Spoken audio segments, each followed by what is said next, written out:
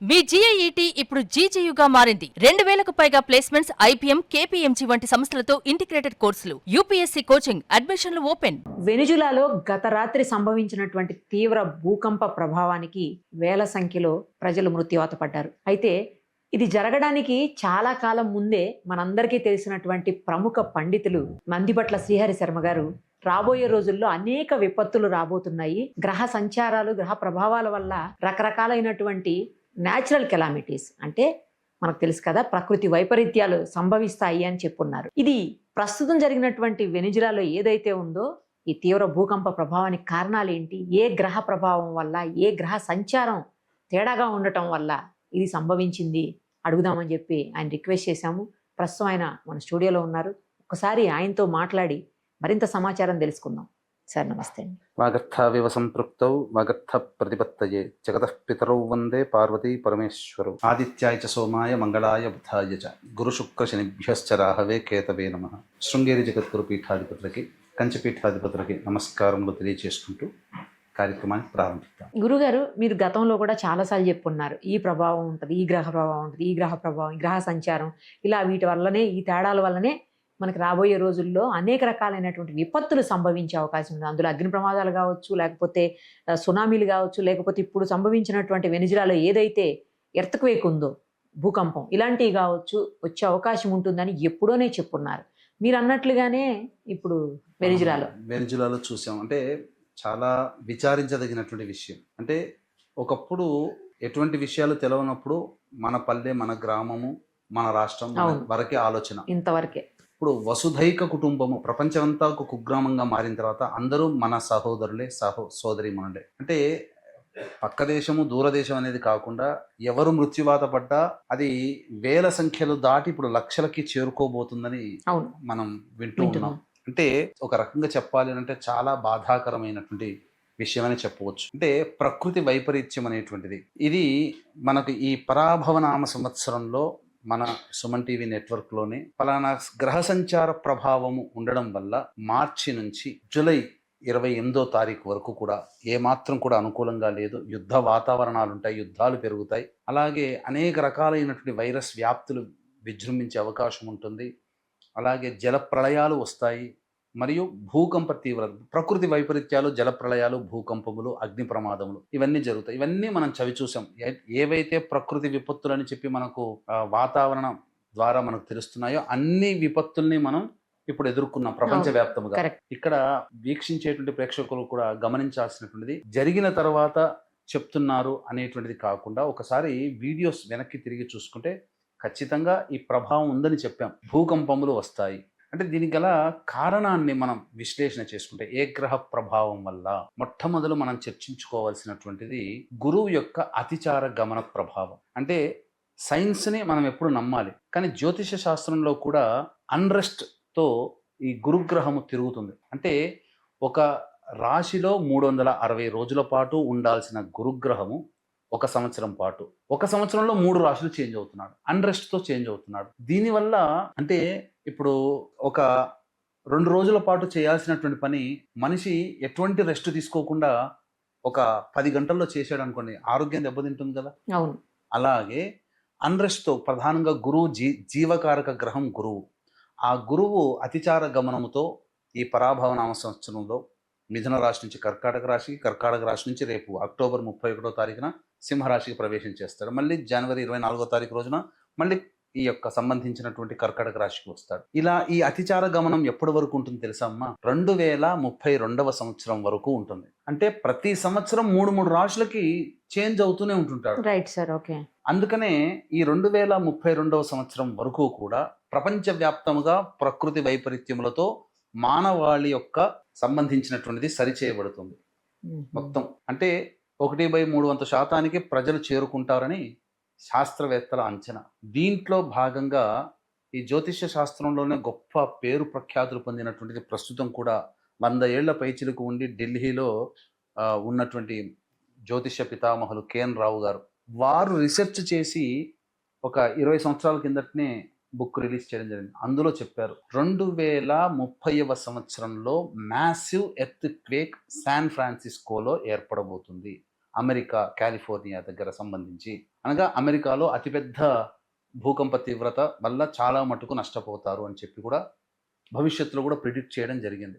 జరగవచ్చు కూడా, జరుగుతుంది. ఎందుకనంటే గ్రహ సంచారము ఇప్పుడు అనుకూలంగా లేదమ్మా, ప్రపంచవ్యాప్తంగా అనుకూలంగా లేదు. 2032 వరకు ఇలాంటి యుద్ధ వాతావరణమే ప్రపంచవ్యాప్తంగా అనేక దేశాలు తమ దేశాన్ని అభివృద్ధి పరుచుకోవడంతో పాటుగా తమ దేశాన్ని రక్షించుకునే ప్రయత్నంలో భాగంగా ఇతర దేశాలతో, పొరుగు దేశాలతో యుద్ధాలు చేయాల్సినటువంటి పరిస్థితి వస్తుంది. దీనికి భారతదేశము ఏమాత్రము కూడా మినహాయింపు కాదు. ఇప్పుడు ఏ గ్రహ సంచారం సరిగా లేకపోవడం వల్ల, లేకపోతే ఏ గ్రహ ప్రభావం వల్ల ఇప్పుడు ఈ వెనిజులాలో ఏర్పడినటువంటి భూకంపం కారణమవుతుంది చెప్పండి. వెనిజులా అనేటువంటిది సౌత్ అమెరికా సంబంధించినటువంటి ఖండంలోకి వస్తుందమ్మా. ఇది 1811 జూలై 5వ తారీఖు రోజున సాయంకాలం 6:30 స్వాతంత్రం వచ్చింది. ఆ వచ్చిన సమయము రీత్యా చూసుకున్న ఏమాత్రము కూడా అనుకూలంగా లేదు. అందుకనే ఇంకా పేదరికంలోకి వెళ్ళిపోయింది ప్రధానంగా. ఇప్పటికీ కూడా మనం గమనించుకుంటే ఒక టీ తాగడానికన్నా లక్షలు పెట్టాల్సినటువంటి పరిస్థితి. అయితే నిన్న ఏర్పడినటువంటిది 24వ తారీఖు సాయంకాలం 6:04 ఒక ఎర్త్ క్వేక్ ఫస్ట్, తర్వాత మళ్ళీ 49 సెకండ్ల గ్యాప్ తో మళ్ళీ రెండవది 6:05 ఏర్పడింది. అంటే సాధారణంగా ఈ భూకంపములు అనేటువంటివి భూమి లోపల ఎక్కడో 100 కిలోమీటర్ల లోపల సంభవించి మనకు ఈ భూమి మీద ఇబ్బందులు అనేటువంటివి కలుగుతాయి, ఈ భూకంపాలు వస్తాయి. కానీ ఇదివరకు అనేక దేశాల్లో కూడా ఈ 7.2 రెక్టర్ స్కేల్తో వచ్చాయి, కానీ సామాన్యమైనటువంటి నష్టం జరిగింది. కానీ ఇదే 7.5%తో వచ్చినటువంటిది ఒకే నిమిషం వ్యవధిలో 2 సార్లు ఈ విధంగా మ్యాసివ్ గా రావడం వల్ల 29 కిలోమీటర్ల లోపలనే ఉందని సైంటిస్టులు చెప్పారు. అంటే దాని ప్రభావము 7.2, 7.5 అనేటువంటిది మనకు తక్కువగా కనిపించినా తక్కువ స్థాయిలో ఏర్పడినటువంటి కారణం చేత దానివల్ల ఎక్కువగా జన నష్టం జరిగింది, ఆస్తి నష్టం జరిగింది. అంటే ఎక్కువ ఇల్లు కూలిపోవడానికి, ఎక్కువ మంది ఆ శిథిలాల కింద చిక్కుకొని మరణించడానికి కారణమైంది. అదే 100 కిలోమీటర్ల కింద ఏర్పడి ఉంటే ఇంత మ్యాసివ్ ఎర్త్క్వేక్ అనేటువంటిది వచ్చేది కాదు అని చెప్పి శాస్త్రవేత్తలు చెబుతున్నారు. అంటే ఇది ఒక రకంగా చెప్పంటే ప్రకృతి ప్రకోపము చేత ఏర్పడినటువంటి, అంటే జన నష్టము అనేటువంటిది జరగాలి అనేటువంటిది ఉన్నది కాబట్టి గ్రహ ప్రభావం. ఏ గ్రహ ప్రభావం అని చూసుకుంటే ప్రధానంగా ఈ యొక్క సంబంధించినటువంటి భూకంపములకి కారణభూతులైనటువంటి పాపగ్రహ ప్రభావం శని, కుజుడు, రవి, మరియు విశేషంగా పరాశర సంహితలో చెప్పబడినటువంటిది గురు బుధుల యొక్క కంజంక్షన్ అంటే కలయిక, గురు బుధుల యొక్క ఆస్పెక్ట్ అంటే ఆ యొక్క పరస్పరం ఒకే 180 డిగ్రీస్తో చూసుకుంటూ ఉండడం అనేటువంటిది. అంటే ఇద్దరికిద్దరు కేంద్ర స్థానాల్లో ఉండాలి. ఇప్పుడు మనం గ్రహ సంచారం కనుక నిన్న జరిగినటువంటి సమయాన్ని కనుక చూసుకుంటే వృశ్చిక లగ్నం ఏర్పడడం, ఈ తదనంతరం లగ్నాన్ని కుజుడు చూస్తున్నాడు. ప్రధానంగా గుర్తుపెట్టుకోవాల్సినటువంటిది ఈ యొక్క భూకారకుడైనటువంటి కుజుడు లగ్నాన్ని వీక్షిస్తున్నాడు, వృశ్చిక లగ్నాన్ని. అట్టి కుజుడు రవి నక్షత్రంలో ఉండి రవి అష్టమంలో పడ్డాడు, ఇది ఒక కారణం. తరువాత ఇంకొక కారక గ్రహమైనటువంటి శని చేత కుజుడు చూడబడుతున్నాడు, ఇది ప్రధానంగా. ఎందుకంటే భూగర్భానికి లోపల ఉన్నటువంటి వనరులు ఏవైనా కానీ, అది ఆయిల్ కావచ్చు, సంబంధించినటువంటి ఏదైనా కానీ మినరల్స్ కావచ్చు, వాటన్నిటికీ శని కారకుడు అవుతాడు. భూకారకుడు కుజుడు, ఆ శని యొక్క వీక్షణ కుజుడు మీద ఉండడం. అన్నిటికంటే విశేషంగా గురు బుధుల యొక్క కలయిక కర్కాటక రాశిలో ఉండగా, ఈ యొక్క వెనిజులా అనేటువంటిది కర్కాటక రాశికి జొడాక్ సైన్ ఏంటి, కర్కాటక రాశి సూచిస్తుంది, క్యాన్సర్. సో గురువు పుష్యమి నక్షత్రం శని నక్షత్రంలో ఉన్నాడు, బుధుడు గురుని నక్షత్రంలో ఉన్నాడు. అంటే బుధుడు ఎప్పుడైతే, ఇక్కడ గమనించండి అమ్మా, గురువు బుధ కుజుల యొక్క రాశి మారిన తర్వాతనే ఈ విపత్తు అనేటువంటిది ఏర్పడింది. కుజుడు మొన్ననే మారాడు, ఓకే, 21వ తారీఖు రాత్రి మారాడు. మేషరాశి నుంచి వృషభ రాశికి ఈ నెల 21వ తారీఖు రోజున మారాడు. బుధుడు కూడా రీసెంట్ గానే మారాడు. ఈ కారణం చేత బుధుడు ఇంతకుముందు ఒక చెప్పినటువంటి ఈక్వేషన్ ప్రకారము బుధ గురువుల యొక్క కలయిక ఆల్రెడీ కర్కాటకంలో ఏర్పడింది. అట్టి బుధుడు గురుడి నక్షత్రంలో ఉన్నాడు డైరెక్ట్ గా, అంటే డబుల్ ఇంపాక్ట్ గురువుతో కలిసింది. అది ఒక ఎర్త్క్వేక్ రావడానికి కారణం. అలాగే భూతత్వ రాశి అయినటువంటి వృషభంలో కుజుడు ఉండడం, శని చేత చూడబడడం, ఆ సమయానికి లగ్నాన్ని వీక్షించడం, ఇవన్నీ కూడా కుజగ్రహ, శనిగ్రహ, గురు బుధుల యొక్క ప్రభావం ఉండడం వల్ల ఈ సంబంధించినటువంటిది.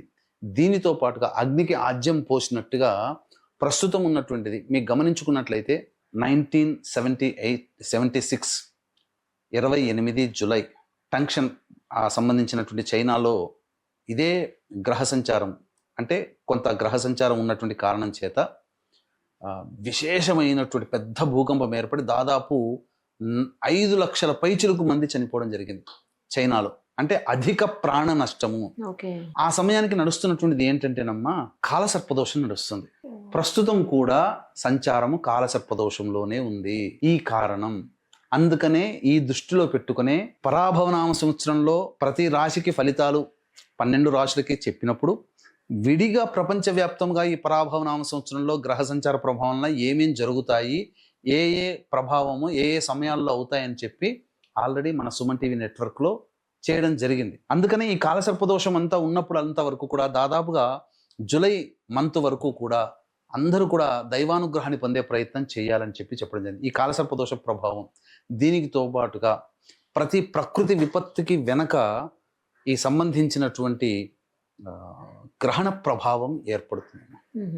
ఈ గ్రహణం కూడా ఈ పుష్యమి నక్షత్రంలో 12 ఆగస్టు నాడు సంపూర్ణ సూర్యగ్రహణం సౌత్ అమెరికాలో ఏర్పడుతుంది. ఓకే, అంటే ఆ దగ్గరలోనే. ఈ కారణం చేత ప్రధానంగా అంటే గ్రహణానికి ముందు మండలం రోజులు, గ్రహణం తర్వాత 3 నెలలు ఇవన్నీ కూడా ఈ ప్రకృతి విపత్తులు ఏర్పడడానికి కారణభూతులు అవుతాయి. ఎందుకనే మీకు గమనించుకుంటే మహాభారత యుద్ధకాలంలో ఒకే నెలలో 14 రోజుల వ్యవధిలో 2 గ్రహణాలు ఏర్పడిన కారణం చేత మ్యాసివ్ విపత్తులు ఏర్పడతాయని చెప్పి సూచించడం. అందుకనే మహాభారత యుద్ధం జరగడం. మీకు ఎప్పుడైనా గమనించుకోండి, ఈ ఎర్త్ క్వేక్స్ కానీ సునామీలు కానీ వేల సంఖ్యలో మరణాలు అనేటువంటివి ఏర్పడిన ఖచ్చితంగా గ్రహణ ప్రభావము ఉంటుంది. మనము గ్రహణాలని మన వాళ్ళు అంటే ఈ యొక్క సంబంధించినటువంటిది కేవలం ఆచారంలోనే ఎక్కువగా తీసుకొని దాన్ని నెగిటివ్గా ఆలోచిస్తారు. కానీ గ్రహణం అనగానే జాగ్రత్త పడాల్సినటువంటిది ఎక్కడ ప్రకృతి పరంగా ప్రపంచవ్యాప్తంగా జాగ్రత్త పడాలని మనకు శాస్త్రవేత్తలు, జ్యోతిష్య శాస్త్రవేత్తలు, పండితులు చెప్పేటువంటి మాట. ఆ ఏర్పడిన రాశి ప్రభావం వల్ల కొంత ఎఫెక్ట్ కొన్ని రాశుల వాళ్ళకు ఉంటుంది. కానీ దీన్ని సరిగా అర్థం చేసుకోలేక ప్రపంచానికి దేశానికి అన్వయించుకునే విధానాన్ని కాకుండా వ్యక్తిగతంగా తీసుకురావడం వల్ల వీళ్ళు కొంతమంది ఫాసిస్టులు ఈ విధంగా అనాచారము, ఇది మూఢనమ్మకాలు అని చెప్పి గ్రహణాలని తక్కువ చేసి మన సమాజంలో చూపించారు. కానీ గ్రహణాలని ఎప్పుడు కూడా జాగ్రత్తగా పూర్వకాలంలో మహర్షులు పరిశీలించేవాళ్ళు. పరిశీలనలో గ్రహణాలు ఏర్పడినటువంటి కారణం చేత ఏం జరగబోతుంది ఏంటి అని. అందుకనే మీకు ఏ విపత్తుకైనా కూడా ముందు వెనక గ్రహణము ఉండి తీరుతుంది, అందులో సందేహం లేదు. అంటే గురువుగారు ఇప్పుడు ఈ ప్రభావం మన దేశానికి కూడా ఏమన్నా ఉంటుందా? మన దేశానికి ఏముండకపోవచ్చు? మన దేశ ప్రభావము ఖచ్చితంగా మీరు కొంత గమనించుకుంటే అంటే జరిగిన సంఘటనలు, విమాన ప్రమాదం, ఎయిర్ ఇండియా మర్చిపోలేం కదమ్మా. 250 మంది. మరి ఈ యొక్క గ్రహణ ప్రభావం అనేటువంటిది మనం ఆ ఎయిర్ ఇండియన్ ఎయిర్లైన్స్ లో ఆ ముందు జరిగినటువంటి సంఘటన, పెహల్గాం దాడి జరిగినటువంటిది. అప్పుడు కూడా గ్రహణాలు మార్చి 29వ తారీఖు రోజున సంపూర్ణ సూర్యగ్రహణం ఉంది. శని మార్పు చెందాడు. ఏప్రిల్ 24, 26కో అటాక్ జరిగింది పెహల్గాంలో. సో ఇవన్నీ కూడా గ్రహణాలకి ఏర్పడేటువంటి స్వభావం, గ్రహ సంచారముగా ఏర్పడుతున్నటువంటిది. కాబట్టి అంతేకాకుండా ఈ వెనుజులా ఏర్పడినటువంటి ప్రభావానికి 2015 నుంచి కూడా ఏలినాటి శని ప్రభావం నడుస్తుంది ఆ వెనుజులా దేశానికి. అందుకనే 7.5 సంవత్సరాల పాటు 2022 సంవత్సరం వచ్చేంత వరకు ఇబ్బందుల్లోనే ఎదుర్కొంటూ వచ్చింది. తదనంతరం ఏం జరిగింది, ఇప్పుడు ఆ యొక్క దేశ సార్వభౌమత్యమే అమెరికా చేతిలోకి వెళ్ళిపోయింది. ఆ తర్వాత నుంచి విపత్తులు ఎదుర్కోవడం. ఇప్పుడు కూడా సాధారణమైనటువంటి విపత్తు అయితే కాదమ్మా, లక్షల మంది మరణించినారు అని చెప్పి ఇప్పుడు మనకు వార్త వస్తుంది. ఒక 2 రోజులు ఆగితే తప్ప ఎంత తెలుస్తుంది. అప్పుడు అసలు కనుక్కునే అంటే ఎంతమంది ఏంటని చెప్పే పరిస్థితి ప్రభుత్వం దగ్గర కూడా లేదు. ఇప్పుడు లేదు. అనేక సందర్భాల్లో అనేక ఇళ్ళు నేలమట్టం అయిపోయాయి. ఆ శిథిలాలన్నీ తొలగిస్తేనే గానీ తెలియదమ్మా. ఇప్పుడు ఈ మీరు ఆగస్టు 12వ తారీఖు గ్రహణం ఉందన్నారు కదా గురుగారు, దాని ఎఫెక్ట్ మన దేశానికి కూడా ఏమన్నా ఉంటుందా అని అడుగుతున్నా. ఈ ఆగస్టు 12న ఏర్పడేటువంటి సంపూర్ణ సూర్యగ్రహణం ఏదైతే ఉందో సంపూర్ణ సూర్య మనకు కనిపిస్తుందా? మనకు లేదమ్మా, మన భారతదేశానికి లేదు. సౌత్ అమెరికాలో ఏర్పడబోతుంది, అమెరికా కంట్రీస్ లో. అమెరికా ప్రాంత వాస్తవ్యులకి దీని యొక్క ప్రభావం ఉంటుంది. అయితే ఈ యొక్క సంపూర్ణ సూర్యగ్రహణ ప్రభావము కర్కాటక రాశిలో ఏర్పడుతుంది. ఈ కర్కాటక రాశిలోనే ఆ సంబంధించినటువంటి గురు సంచారం ఏర్పడుతూ ఉండడం, ఇవన్నీ విపత్తులన్నీ కూడా గ్రహణ తర్వాత కూడా ఇంకా విపత్తులు ఉంటాయమ్మా. ఇంకా అత్తడో ప్రపంచవ్యాప్తంగా ఉంటాయి. అన్రెస్ట్ పీరియడ్ ఎప్పుడు కూడా గురువుకు ఉంటుందో 2032 వరకు మనం చవి చూడక తప్పదు.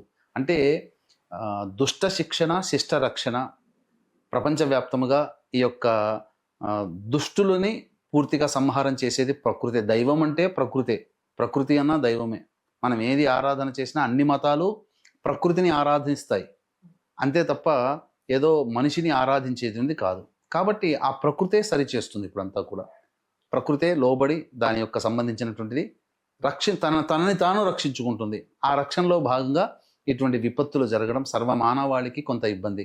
కానీ మన భారతదేశానికి గమనించుకుంటే ఎక్కువగా శక్తి దేవత ఆరాధన, స్వామి దేవత ఆరాధన ఎక్కువగా ఉన్నది కాబట్టి చాలా మటుకు విపత్తుల నుంచి మన భారతదేశం కాపాడబడుతుంది. కారణం ఏంటనంటే మనము గమనించుకుంటే జ్యోతిర్లింగాలు ఆరాధన, అమ్మవారి శక్తిపీఠాలు ఆరాధన, ఇదేదో దేవతా క్షేత్రములుగా మనం చూస్తుంటామమ్మా. కానీ వాస్తవానికి ప్రపంచాన్ని అంటే మన భారతదేశాన్ని అన్ని వైపులలా అన్ని ప్రదేశాలలో ఏ ప్రదేశంలో ఉన్నాయో ఈ యొక్క సంబంధించినటువంటి జ్యోతిర్లింగాలు ఆ చుట్టుపక్కల ఉన్నటువంటి ప్రాంతములన్నీ కూడా రక్షింపబడతాయి. అందుకనే జ్యోతిర్లింగ దేవత ఆరాధన, శివ ఆరాధన, అమ్మవారి ఆరాధన, శక్తిపీఠాలు ఇవన్నీ ఉండడం వల్ల ఆ చుట్టుపక్కల ఉన్నటువంటి ప్రాంతాలన్నీ కూడాను ప్రకృతి వైపరీత్యములు కలగకుండా ఆ యొక్క ఆరాధన తత్వం కాపాడబడుతుంది. ఇప్పుడు మీకు కేదార్నాథ్ అనేటువంటిది ఉంది, అది రాత్రిపూట మూసేస్తారు. కానీ రాత్రిపూట మీరు గమనించుకుంటే పరమేశ్వరుడు వచ్చి పూజ చేస్తాడు అని చెప్పి నానుడి ఉంది. తర్వాత ఆ అర్ధరాత్రి సమయంలో నీలి రంగు కాంతి వెదజల్లుతుంటుంది.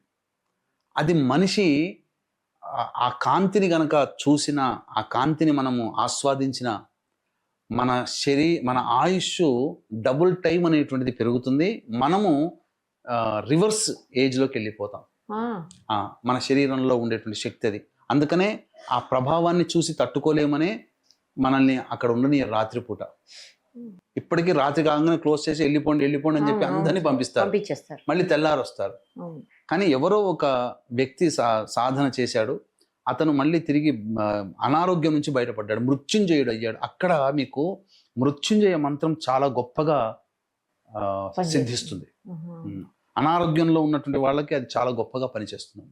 అంటే ఇవన్నీ ఎందుకు చెప్తున్నానంటే ఈ అనేక ప్రాంతాల్లో ఈశ్వర ఆరాధన అనేటువంటిది ఉండడం వల్ల, అమ్మవారి ఆరాధన ఉండడం వల్ల రక్షింపబడుతుంది ప్రాంతము. అంతేకాకుండా దీనికి గురుతర బాధ్యతగా మనమందరం కూడా ఈ సంబంధించినటువంటి కాలభైరవాష్టక పారాయణము, చండీ దేవత ఆరాధన ఇవన్నీ చేసుకుంటూ ఉండాలమ్మా. కలియుగంలో చండీ, కాలభైరవుడు, గణపతి ఆరాధన విశేష శుభఫలితాలు ఇస్తారు. అందుకని ఇటువంటివి ఆరాధన చేసుకుంటూ ఉంటే మనము మన ప్రాంతం రక్షింపబడుతుందని చెప్పవచ్చు. రైట్ గురువు గారు, బాగా చెప్పారు. Thank you so much. సర్వం శ్రీ ఉమామహేశ్వర పరబ్రహ్మార్పణమస్తు.